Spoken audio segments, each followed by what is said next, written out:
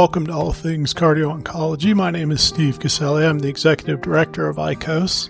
And on our podcast this year, we are introducing a new series that we're calling Heart to Heart.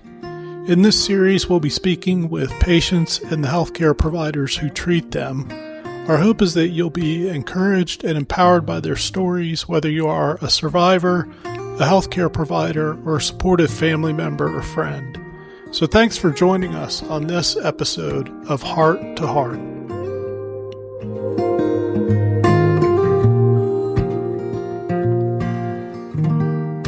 So today I'm here with the president of the International Cardio-Oncology Society, Dr. Susan Dent. Susan is a medical oncologist specializing in breast cancer at University of Rochester in upstate New York. Welcome, Susan. Thank you. Great to have you as always. And we're really honored today to be speaking with Adina Isenberg. Adina has had really a remarkable career path that we'll learn a little bit more about, from strategic communications to being a professor at Harvard Medical School. So Adina, welcome. Thank you. Thank you so much for having me, both of you. Yeah, we know you're busy and we appreciate your time. I wonder, as we get started, if you could just give us a little bit of context. Cancer diagnoses come obviously as a great surprise to everyone. I know you were in the middle of a very active developing career when in 2017 you were diagnosed. So give us a little bit of context about your life leading up to that point, and then how that cancer diagnosis really interrupted and changed the plans that you had going forward. Thank you, Stephen. That's a great way to start. So as you said it, I was just living my life in 2017, a wife, a mother of twin sons who at the time were 12. At the time I was president of a media company. You know, life was great. I was actually just thinking at the time, you know, how lucky I am. And then when I was turning 40 that same year, a lot of people who were diagnosed with breast cancer specifically, felt a lump or something like that. I actually had no symptoms, but I knew I had family history. Both my grandmothers had breast cancer, and both my grandfathers had cancer as well, one pancreas, which is linked, and one prostate. But when I went to my then family doctor for a mammogram, I was turned away. And he said, the guidelines said, 50 and you're 40. So you're too young. You're too young for this. You don't have to worry about that. So even though at the time, I was in the business world, so I didn't have the knowledge that I have today, but I had risk factors. I didn't know to call them that.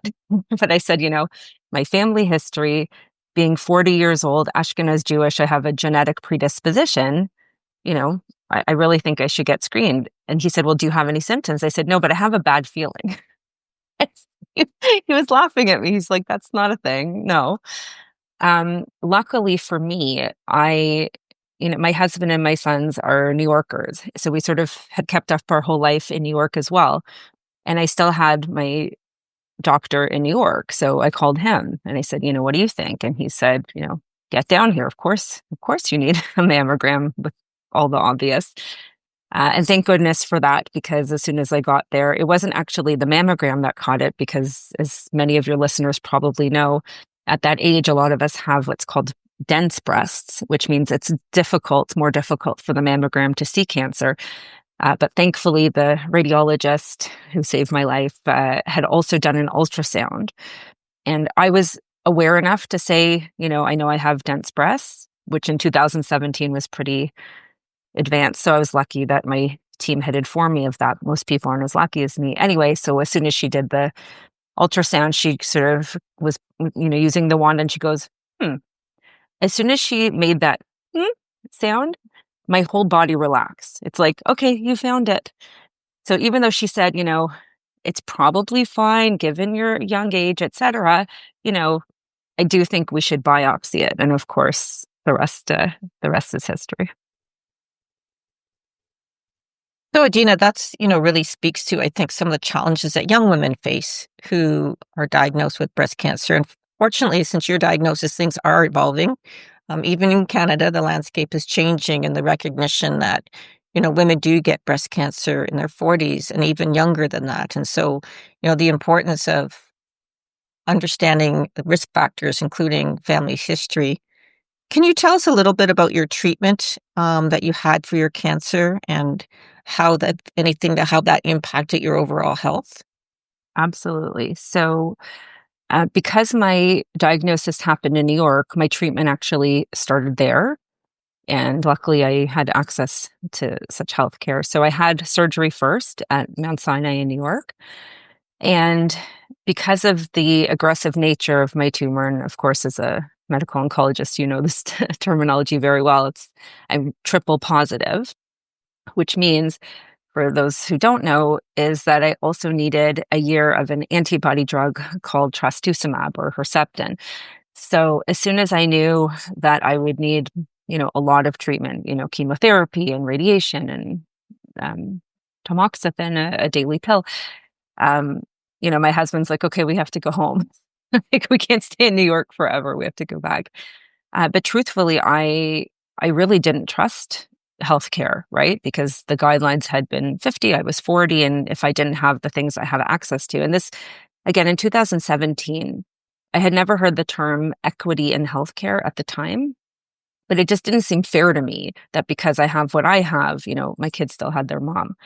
So that's when I became obsessed with the idea of increasing access for those who wouldn't be as lucky as me.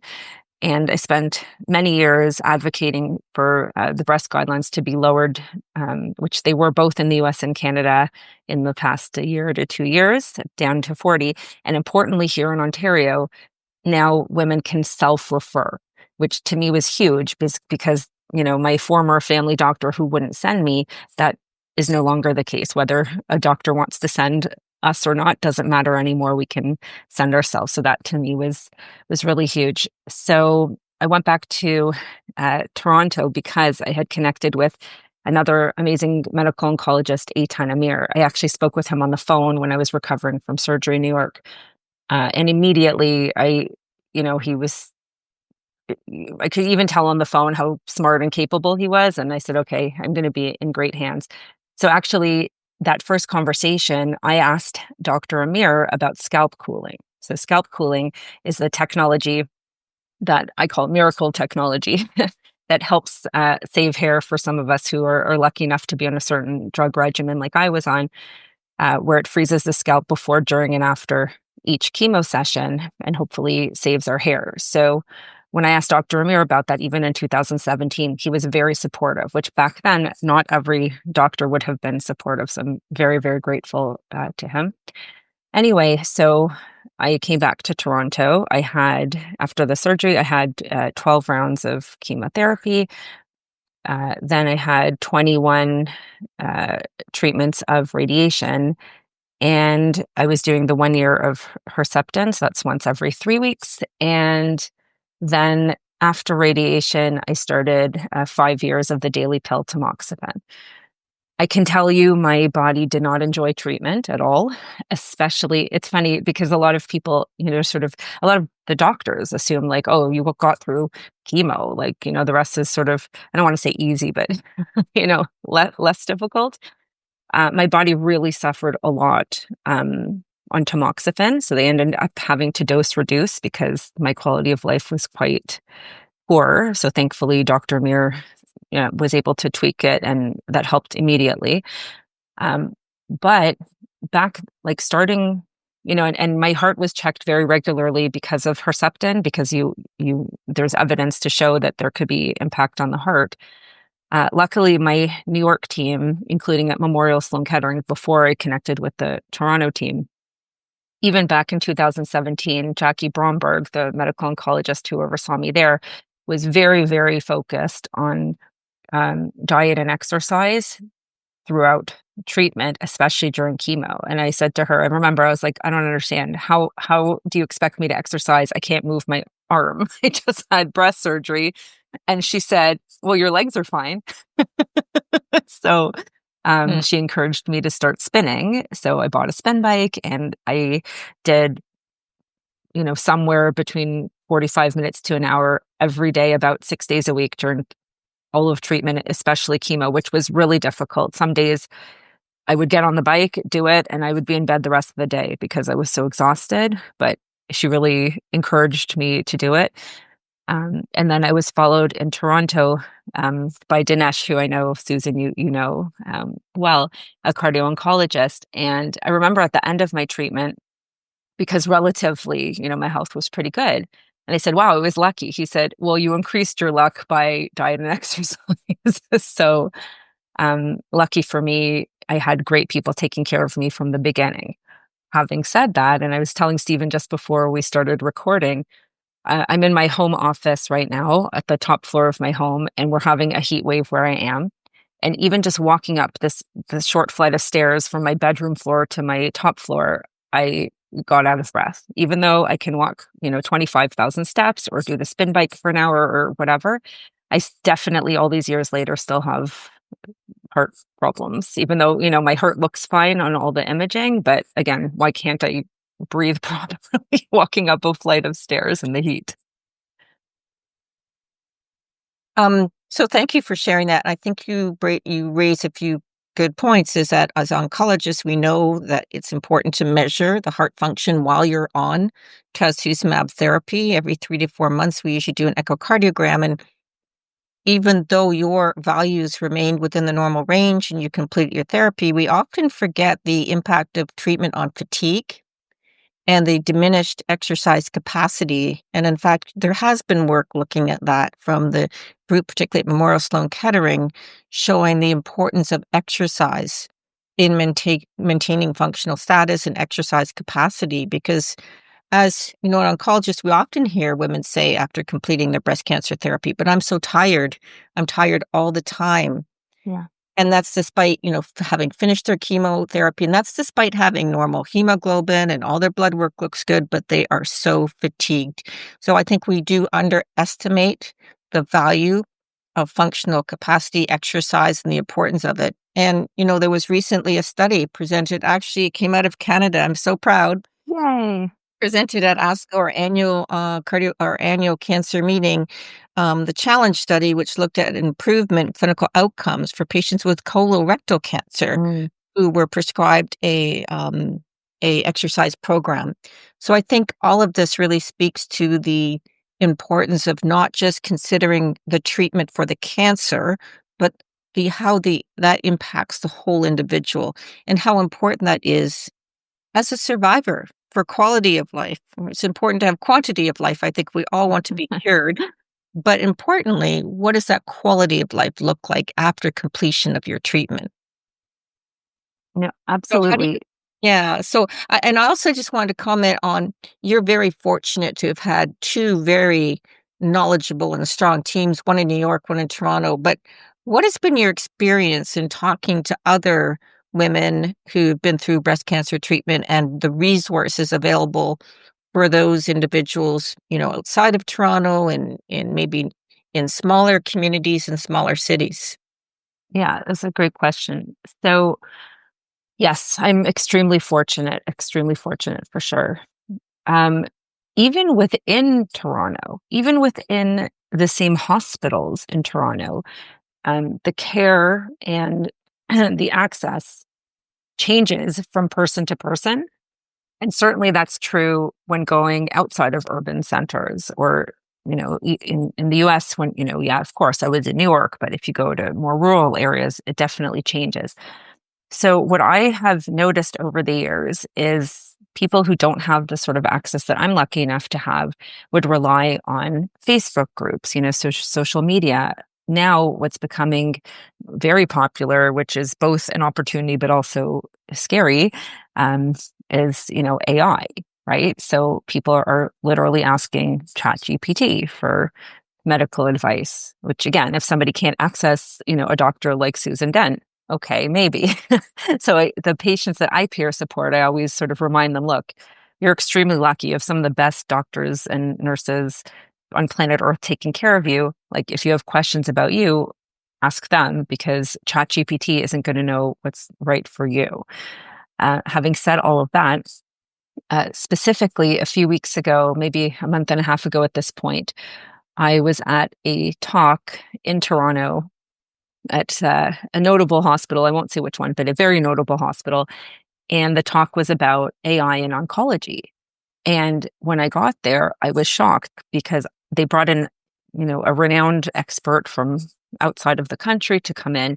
I would have expected it to be standing room only, but it was very, very sparsely attended and did not have a virtual option. And afterward, I went to a clinic. I volunteer at Princess Margaret still 2 days a week in gratitude at Princess Margaret Cancer Center in Toronto. Anyway, I asked some of the people in the clinic, I said, from your lens, like, what does AI mean to you? And is that something relevant for you? And a lot of the feedback I was getting from them is either, we don't understand it or we don't see how it's relevant for what we're doing. And I realized there's a real opportunity here to help educate people and especially people in healthcare, because this is an important tool that's here to stay. So I'm not going to comment on if it's a good tool or a bad tool, but it's a tool that's here to stay. So luckily for me, and again, as a marketer, my brain just works differently. I realized my initials, Adina Isenberg, are AI. So a few weeks ago, I started a newsletter called AI on AI. I saw that. That's amazing. The coincidence, AI and AI. I love it. I teased my husband, Michael Eisenberg, that I married him almost 25 years ago in anticipation that one day those initials would mean something, because back then we didn't know, we had never heard of AI. So, anyway, so I literally started this just to try to make the whole idea less intimidating, especially I found for women, that women sort of self-selected away from this, emerging technology. And I keep saying to people, if you don't at least understand to some basic degree how this is going to, change your profession, you could get left behind. Like, so I'll tell people in the hospital setting, for example, I said, back in the day when the fax was the new technology, you had to learn how to use it, right? And fax became commonplace. And then email, and then social media, right? So I said, people, I don't believe that anytime soon, the doctors are going to get replaced by AI, but I believe that the doctors who don't at least have some baseline knowledge of AI, they could get left behind. I absolutely agree with you, and I wanna make a comment on that, but before I forget, I also wanna mention that as part of the International Cardio-Oncology Society, we're very aware of the importance of education, not just of other healthcare providers, but also of individuals going through a cancer diagnosis. So, we do have a website, and we'll sort of post it after on this podcast, but there is a good deal of information, for individuals if they want, and importantly, we have posted all of the cardio-oncology centers that we're aware of where people can get access to services, even maybe through telephone call or virtual. So I think it's important. You don't necessarily have to live, in a center these days that has a physical cardio-oncology service, but certainly it's important to have access to that information. Absolutely. Now, AI in cardio-oncology is something I knew very little bit about until a few months ago when I was asked to give a talk on it. And actually, there is quite a bit of information and quite a bit of exciting research going on in AI and cardio-oncology. And I agree with you. I think this technology is here. It is here to stay. And not only do we have to be aware of it, but we actually have to be a part of tailoring it so that the AI that is developed in healthcare serves our patients, and more importantly, that it's meaningful. So without our input, I think the issue is AI may not, be formed into a usable tool that we can use in the clinic. So there are ongoing studies looking at ECG, AI ECGs, and other AI algorithms to try and, I think, assist us, not replace us, but assist us in improving health outcomes. And so I do think that is extremely important. I don't believe, as Bill Gates said in the business magazine, that, teachers and physicians will be replaced. I think AI is here to help us and to hopefully maybe improve upon what we're doing. And so I very much agree with sort of the points that you have made. I think that also you, Adina, have been such an advocate for survivorship and for access to care. Is there anything else that you would like to sort of share with our audience today about some of your initiatives? I know you're very active on social media, but for those who haven't seen many of your posts, you're doing an amazing and fantastic job in supporting access for cancer survivors. Thank you. And it's, I'm glad you brought that up because I very deliberately was not on social media ever. And when I went back to school the first time in 2020 to finish my Master of Science at Columbia University, they had asked to interview me. And I said, absolutely no, that sounds horrible to me. I come from the media. I like being on the other side of that equation. And then they approached me a second time and they said, well, what if we time it for October Breast Cancer Awareness Month? And I was like, oh, because I knew at the time, and, of course, now there's data to support it, but I knew at the time anecdotally that because people were not going to the doctor just generally because of COVID, it means, when they would develop cancer, they were coming in with later stage. So, I said, okay, if I can help even one person with this interview, I'll do it. So I did the interview. And then they said, great, we're getting such a fabulous response to it. Can you set up a LinkedIn account so we can tag you? I'm like, are you trying to kill me? Like, I don't want to be on social media, like very intentionally. But again, I said to myself, because by that time I understood how to use social media strategically. So I decided, you know what, I'm going to only go on LinkedIn and only use it specifically to help with my advocacy or academia or things, so I don't really talk about my work, but I use it exactly as you're reading it. So I'm elated to hear that it's coming through. Yeah. So in terms of the initiative, so as I mentioned, I'm very, very grateful that the breast guidelines are more accessible. So my current focus from an accessibility perspective is, back to scalp cooling, is it's very, very expensive and like for patients to use, and it's not offered in enough places, in my opinion, yet. So my current advocacy is asking the Ontario government, where I worked as special advisor while I was advocating for the breast guidelines. So I know a few people in there, and to get scalp cooling covered by the provincial insurance, OHIP, Ontario Health Insurance with P plan. And so that's my current focus. And luckily, because I was able to establish good relationships when we were advocating for the breast guidelines, some of the same reporters are taking interest in scalp cooling. And in fact, just a couple of weeks ago or so, our story was on the front page of the Toronto Star, which that to me, to your point, like the conversations are changing. Like 5 years ago, I'm sorry, there's no way that a national newspaper like the Toronto Star would have on the front page, in very limited space and print, a story about a tool that helps cancer patients. Like, I really don't think that would have been the case a few years ago. So the upside of COVID, I think, is it's made people more aware of the importance of health. And to your point earlier, Susan, looking at us holistically and not yet, you all are doing a fantastic job saving our lives. And I couldn't thank you enough. And if I could hug you through the screen, that I would. But now that we are, surviving more, thankfully, exactly as you were saying, the quality of our life matters. And, scalp cooling, some people, and I will say there's definitely gender bias here, and I'm not afraid to say that. Some people think that, the scalp cooling element, is sort of cosmetic or silly, frilly. I can tell you firsthand as someone who used it, it's life-changing. I'm sure if it doesn't exist already, there will be studies that show that it improves the actual outcomes, because giving us dignity during just such a difficult time really can make the difference between life and death, in my opinion. So that's my next crusade. I absolutely agree with you. And we're fortunate here in my center it has scalp cooling. And I think, of all the side effects and toxicities you mentioned to individuals undergoing cancer therapy, hair loss for women is absolutely one of the most traumatic ones. And it really does impact not only how individuals feel about themselves, but importantly, they recognize how others around them treat them, with hair loss. And it's challenging. It makes treatment that much more difficult. Well, I think, Dina, this has been a great episode. I think what you have highlighted is that, you were exposed to, cancer therapy that fortunately led to a very good outcome for you, but had risks of cardiovascular issues.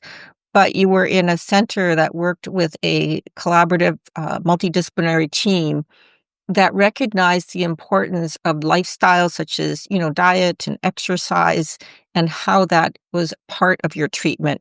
It should not be considered something an add-on or exceptional, but that is so important that we try and have women come out the other side, as whole as possible, hair included, um, and that this is so important, and that stressing, I think, the importance of the whole concept of cardiovascular health and working in the area of cardio-oncology is really, I think, a strong message.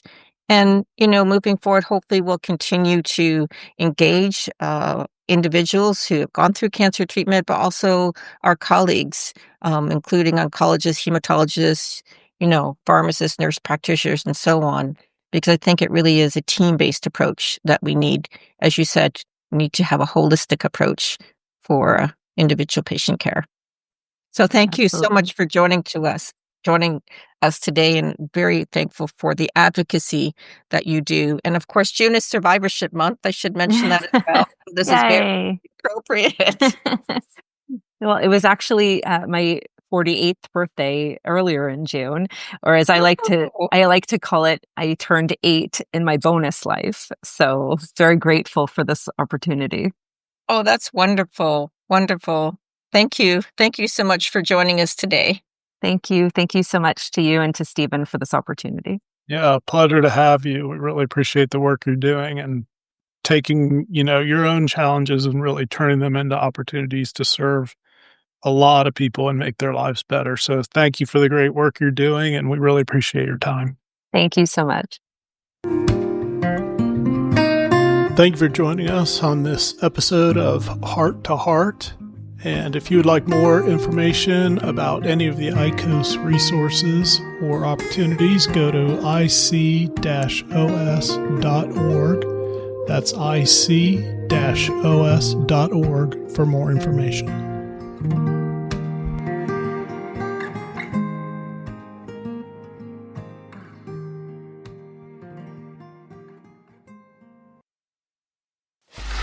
Free audio post-production by alphonic.com.